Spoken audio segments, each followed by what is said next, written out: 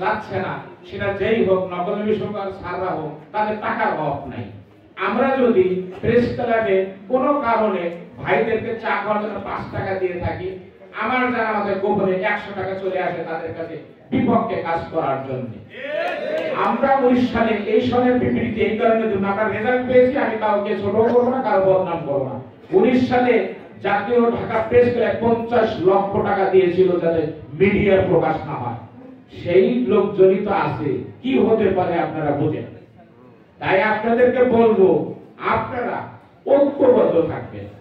আমরা কেন্দ্র যা নির্দেশ দিব বিভাগকে, ধরেন রুবেল সহ আরো সমন্বয়ের কাছে, আপনারা শুধু পালন করবেন। আপনারা পালন করবেন বাধ্য।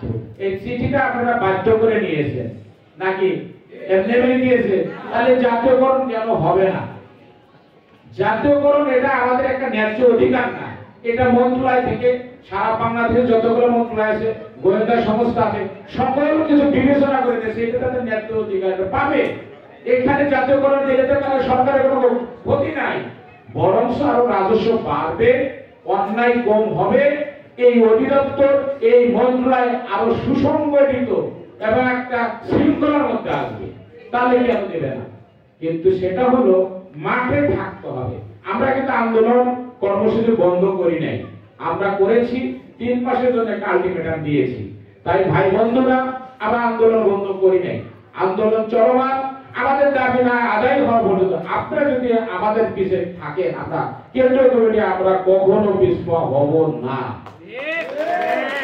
কারণ আমরা দেখেছে যে ঝড় তুফান, যে দুর্যোগ, লাস্টে আমাকে এমন একটা সিস্টেমে ফেলে দিয়েছিল, দুইও অ্যাঙ্গেলে নিয়ে এই দাবিটা অন্যদিকে নিতে চেয়েছিল। পেরেছে কি? আল্লাহর ইচ্ছা লাগে। আমি কিন্তু সেই সাহসী লোক, সাহস দেখাই না।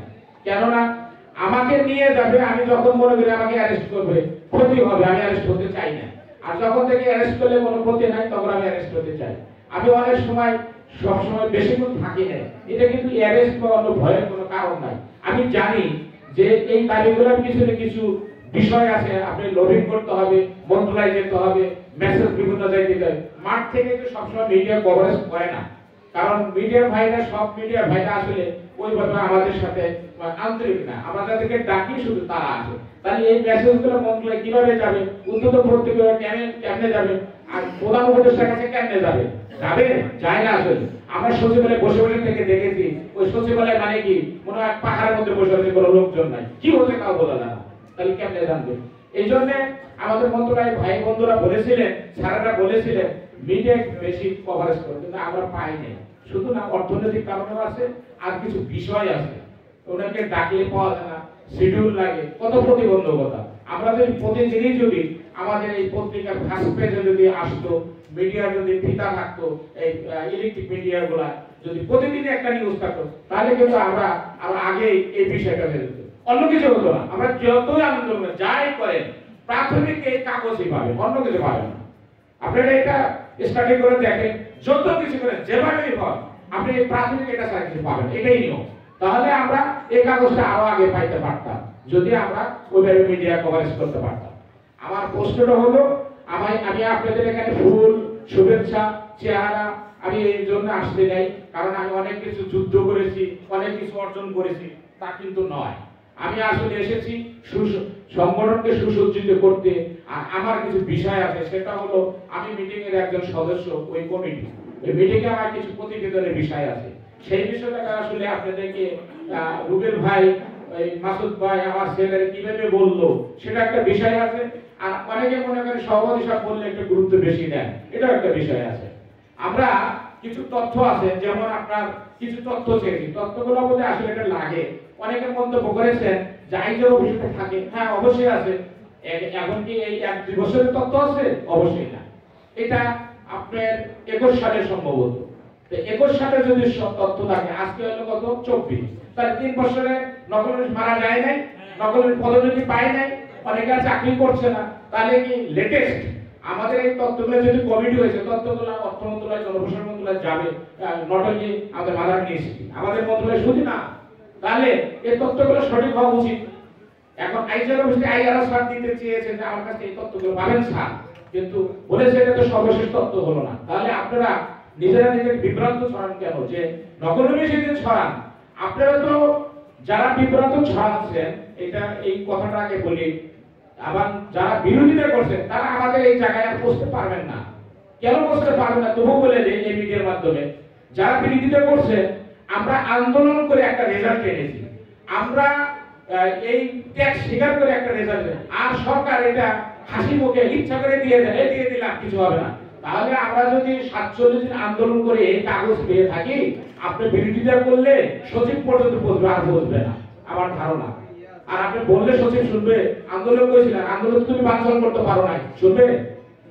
তাহলে আমি আপনাদের অবগতির জন্য বলি, আপনারা সজাগ থাকার প্রয়োজন নাই, শুধু আপনার সুসংগঠিত থাকবেন, আমাদের কমান্ডের জন্য থাকবেন। আমরা এক একটা জায়গায় ফাইল চলে যাবে, আমরা চিঠি পাবো, কথা শুনবে না, অফিস বন্ধ করে দেবো, এটা করতে চাই, অন্য কিছু করতে চাই। আর কারো যদি সজাগের প্রশ্ন নাই, আমি তো বলছি তারা সে জায়গায় পৌঁছতে পারবে না, অনেকগুলো বিষয় আছে। এখন চাইছে সার্কেল যে 20 জন নকলের বল সারা জাতি কোন চাইনা মানবে? এই তোমরা তখন কোথায় ছিলা? তোমাদের কোথায় ছিলা? তোমরা তো বাধা দিতে পারতা বা মারামারি করতে পারতা, তাকে তো সরাই দিতে পারতা, তোমরা দূরে চলে যাও। কি কথা এটা বলবে না? আমাদের বাধা দেওয়ার জন্য এই চিঠি পর্যন্ত অনেক কিছু হয়েছিল, আপনারা সেই বাধাগুলো হয়নি। কারণ বর্তমান সরকার এটা তো বৈষম্যহীন, অর্থাৎ ছাত্র জনতা অভ্যুত্থানে ৭১ সালের মতো ২৪ সালে যে এই সরকার, এরা চায় আসলে ন্যায্য দাবি পূরণ হোক, এই বৈষম্যমুক্ত নতুন বাংলাদেশ হোক।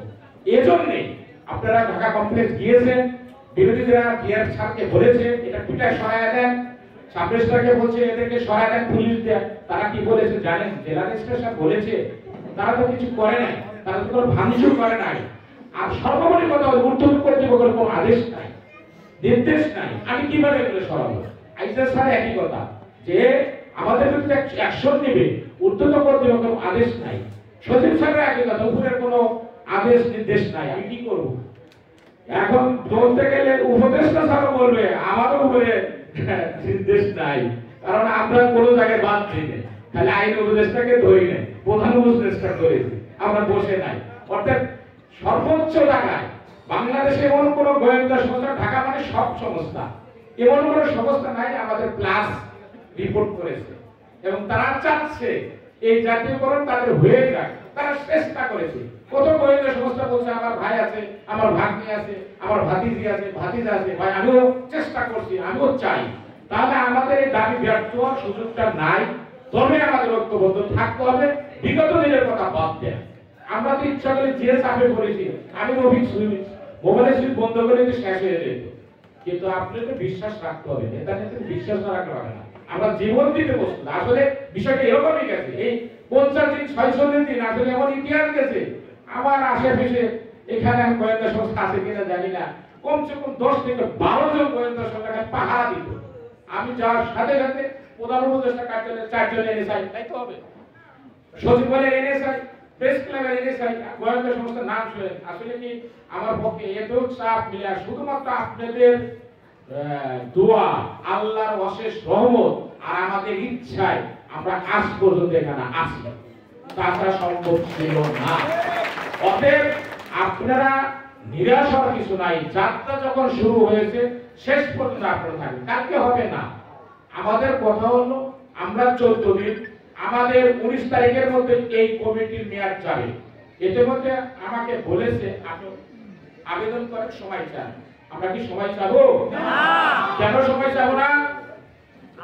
এই গতিটা থেমে যাবে, আমি দুর্বল হয়ে যাব, আইন উপদেষ্টা সচিবরা মনে করবে যে এরা আসলে নেতারা কিছুই চায় না। তাহলে এই 19 তারিখ হবে এই মাসের আমাদের এই কমিটির টাইম দেওয়া, এরপরে যদি কমিটি কাজ করি আমাকে প্রেয়ার দিতে হবে। তাহলে আপনারা তথ্য দিবেন না কেন আমাকে বলেন? আমি এসেছি শুধু তথ্য ইনফর্মের জন্য, আমাকে কেন তথ্য দিবেন না? তথ্যটা দিলে সমস্যাটা কোথায়? আমি আশা করবো আগামী রবিবারের মধ্যে যদি তথ্য না দেন, ভাই বন্ধুরা আমাকে মিথ্যা তথ্য দিতে হবে, এটাতে মিশে যাবে, আর আমি এইখানেও আমি দরখাস্ত করে সময় নিতে পারবো না, দিলে আপনাদের ক্ষতি হবে। আমি এই হাজার হাজার মানুষের ক্ষতির জন্য আমি কোনো সিদ্ধান্ত নিতে পারবো না। আমি মাঠে বলেছি, আন্দোলনে বলেছি, আমি আছি, আমার রক্তবিন্দু থাকা অবস্থায় আমি আন্দোলন প্রত্যাহার করবো না কোনো কিছু না পেরে করেছি না। তাহলে ভাই বন্ধুরা, আগামী রবিবারের মধ্যে আপনারা একটা বিষয় লক্ষ্য করবেন, কার জেলায় কতজন আর কার অফিসে কতজন, এই মেসেজটা অন্তত রবিবারকে দিয়ে দেন। এইভাবে প্রধান সমন্বয়কদের কথা বলতেছি, প্রয়োজনের মধ্যে প্রতিটা জেলার একটা শীট আবার হোয়াটসঅ্যাপে দিয়ে দেন। তারপরে বাকি যেভাবে ফর্মালিটি তথ্যটা, এটা আপনারা যদি আরো 2-1 দিন পরে দেন, এটা তার জনপ্রশাসন মন্ত্রণালয়ে যাবে, সে বিষয়গুলো আপনারা পরে আপডেট করা যাবে। কিন্তু আপনারা শর্টকাট যে তথ্যগুলো রবিবারে না দেন, আমি জবাবটা দিব না। আমার কাছে চেয়েছে তথ্যগুলো চেয়েছে, আপনার পারিশ্রমিক রেগুলেশনের একটা আইন আছে, ধারা আছে, সেই তথ্য আমার কাছে চেয়েছে। আপনার তথ্য চাইছে, আমাদের যে তালিকাটা সেটা চেয়েছে, আবার আমাদের নিয়োগ না আদেশ, আমরা আসলে আমাদের মধ্যে নিয়োগ কি লেখা আছে না আদেশ লেখা, আদেশ সব মিলে এই যে বিষয়গুলো চেয়েছে, আমি কিভাবে না করব বা দিতে পারলাম না, এটা আপনারা যদি আমাকে লজ্জা দেন, আপনারা যদি আমাকে ছোট করেন, আপনারা যদি আমাকে এই কমিটি কার্যক্রম লেট করান, এটা কি আপনাদের প্রতি হবে না? দোষী আমার হবে। আর একটা বিষয়, 18-19 গ্রেড, এই গ্রেডটা আমি অনেকবার চেষ্টা করেছি, আমি বলিনি, কারণ ওখানে প্রতিবেদন লিখে ফেলে। আপনাদের যারা যারা একটু অভিজ্ঞ লোক আছে, যাদের ভাই একজন আইন অথবা অ্যাডভোকেট, বিচারপতি বা জনপ্রশাসন চাকরি করে আইন মন্ত্রী, তাদের কাছে আমরা সশরীরে একটু পরামর্শ করে, মানে আমরা তো ডিসিশন নিয়েছি, আপনারা এই আমাকে রবিবারের মধ্যে হোয়াটসঅ্যাপে একটু নক করে, ভাই আমরা 18 গ্রেড বা 19 গ্রেড চাই। কারণ এটা যে যে ভাবে প্রমোশন, আমার কাছে যদি একজন উকিল থাকে, আপনাদের কাছে 10 জন উকিল আছে, তাই তো আছে না? আপনারা এটাও আমাকে হেল্প করবেন যে আমরা গ্রেডটা কোনটা থেকে আমরা পেতে পারি, কেন পেতে পারি। আমি আমার এখানে 10 জনের সাথে পরামর্শ করছি, আপনারা 10 জনের সাথে পরামর্শ করে আপনারা আমার মতামত হোয়াটসঅ্যাপে দিয়ে দিবেন, কিন্তু ফেসবুকে দিয়ে না। এই তথ্যগুলো আসলে আমাদের কমিটি নিষেধ, কেন নিষেধ এমনও বলেছে, আমার কিন্তু আইনগত ব্যবস্থা না হবে। এই জন্য কথাটা কত বড় কঠিন।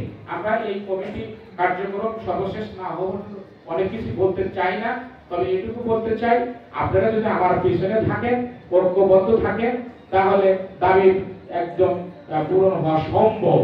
আর না হলে এই দাবিটা মাঝপথে থেমে যাবে। এটা তো আর এমন কিছু হয় নাই, দাবি হবে না সেরকম সুযোগ নাই। কাগজ একটা হয়েছে, তবে এটা লেন্থি প্রসেস।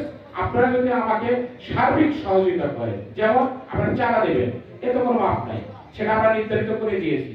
এটার সাথে মিলাবে, এই কারণে আমরা সাংগঠনিক এই যে এখানে করো, আমরা আসলাম মন্ত্রণালয়ে যেত, আমি কি আমার জায়গা জমি বিক্রি করে এই সমস্ত করলে কি পারবো? কাজ লেনতে হবে। আপনারা সার্বিক সহযোগিতা করবেন, এই বিষয়ে কোনো অবকাশ নাই। আপনারা সব বিষয়ে সহযোগিতা না করেন, কাজ হবে দেরি। কারণ আমাকে আমার মতো চলতে হবে, আমাকে মন্ত্রণালয়ে এটা তো বলাই যাচ্ছে না এখানে, আমাকে আমার মতো সহযোগিতা করলে আমি 16 হবে না কাজের গতি, আপনারা কাজের গতি বাড়াইতে পারবেন, আপনারা কাজের গতি কমাইতে পারবেন। এই বিষয়টা আপনারা আসলে বিবেকবান, শিক্ষিত। আমি লক্ষ্য করেছি ফেসবুকে না দিয়ে জানেন, হোয়াটসঅ্যাপে দিয়েছে, আমি আশ্চর্য হয়েছি। একটা অফিসে সব বিএ, বিএসএস, স্নাতক সব, আমার মনে হয় মেট্রিক পাস নাই। তাহলে আপনারা কি সুশিক্ষিত না? সুশিক্ষিত হলে আপনাদের নিজস্ব মেধা আছে, আমাকে এই তথ্যগুলো ব্যক্তিগতভাবে হোয়াটসঅ্যাপে দিয়ে সহযোগিতা করবে। এটা আপনাদের প্রতি আকুল আবেদন করি। আপনাদের কারণে আমরা যদি এখন এই আন্দোলনের মাঝখানে, আমাদের দাবির মাঝখানে যদি বাধা হয়, আপনারা কিন্তু কাউকে দোষ দিবেন না, খালি হলো রফিকের দোষ। এটা আসলে সিরিয়াসলি নিয়ম, আসলে কি তাই? আপনারা আমাকে জায়গায় তুলে দিয়ে পিছনে বসে থাকলে আমি কিভাবে পারবো বলেন? আপনারা যদি আন্দোলনের কালে রফিকে এরকম একটা কাগজ ধরা দিত, বহু চেষ্টা করেছে, দেয় নাই। আপনাদের আন্দোলন ছাড়া বহু চেষ্টা করে, দেয় না। কিন্তু আপনাদের আন্দোলন মাঠে আছে, আমাকে মূল্যায়ন করেছে সরকার, মনে যৌক্তিক দাবি, তাহলে এই যে যাত্রা শুরু করে।